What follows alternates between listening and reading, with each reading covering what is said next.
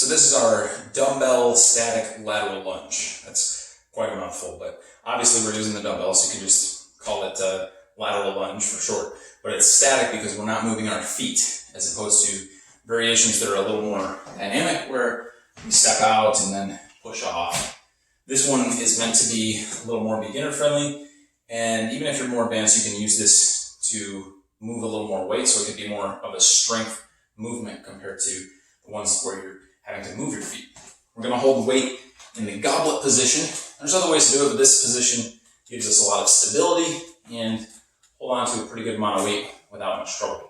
So holding on to the weight in front of the chest, we're going to open up our stance into a nice V position.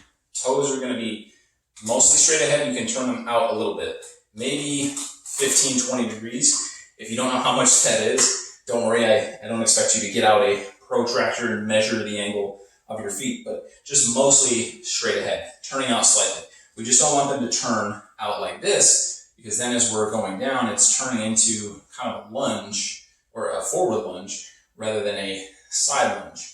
I want to keep my feet pointing ahead so that as I'm driving up, I'm basically pushing off sideways. I'm dropping into my lunge, I'm pushing up and to the side. So I'm kind of doing this motion, or if I keep the foot planted, pushing myself to the side. So the hip is moving in this lateral direction slightly.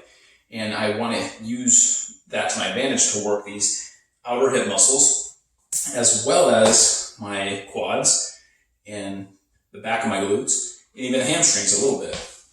And also what's happening is on the leg that is staying straight, not bending, that leg is getting a stretch on the inner thigh right here. So some key things. The straight leg, keep it straight. If you have very flexible knees, try not to hyperextend your knee. We want it just slightly soft, like that. So if I lock my knee like that, I don't want that. I want it just a little bit like that. Very subtle, but that will keep my knee safe.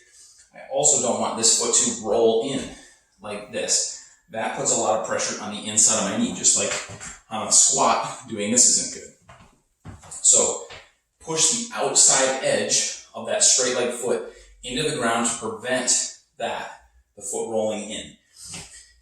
Other foot should stay flat as well. And as you're dropping down, make sure the bending knee, the heel isn't coming off the ground. We want to root that heel into the floor. So how far should your feet go out and how far should you go down depends on you, your flexibility, your strength, how long your legs are, a lot of factors. But you want to make sure your heels stay on the ground and the whole foot stays flat, especially on the straight leg.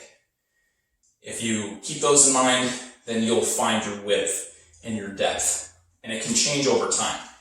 I can start with a little bit closer stance and then go down like this. Okay, over time, I get a little wider and a little deeper.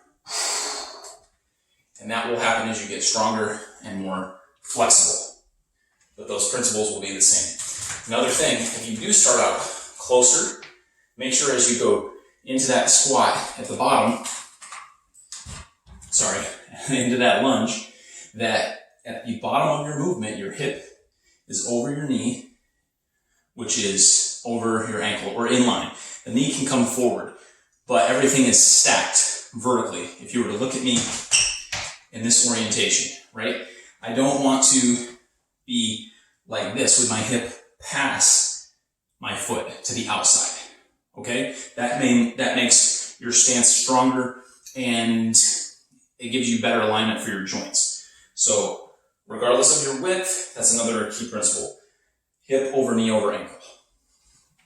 That's really it. Core is going to stay tight. We want to keep the chest up high so that as you're going into that lunge, we're not rounding forward. We want to stay up, nice and tall.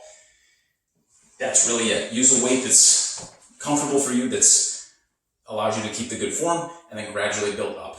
Hope that helps. All right, guys. Hope you enjoyed the video. See you on the next one. Hi guys, thanks for checking out the video. If you would like to learn how to put this information into a program where you can work on improving your endurance and energy while burning fat using nothing but a couple of dumbbells, I'm working on a new ebook that's going to come out next month, May of 2022. And if you go to my website, everythingbutthegym.com, it'll be there in the shop. And if you sign up for my newsletter, also you can do that on my website. You'll be notified as soon as it's ready. And also I give out tips and tricks and nutrition information through my newsletter, only the best stuff. So go to everythingbutthegym.com and you can find it there. Thanks again.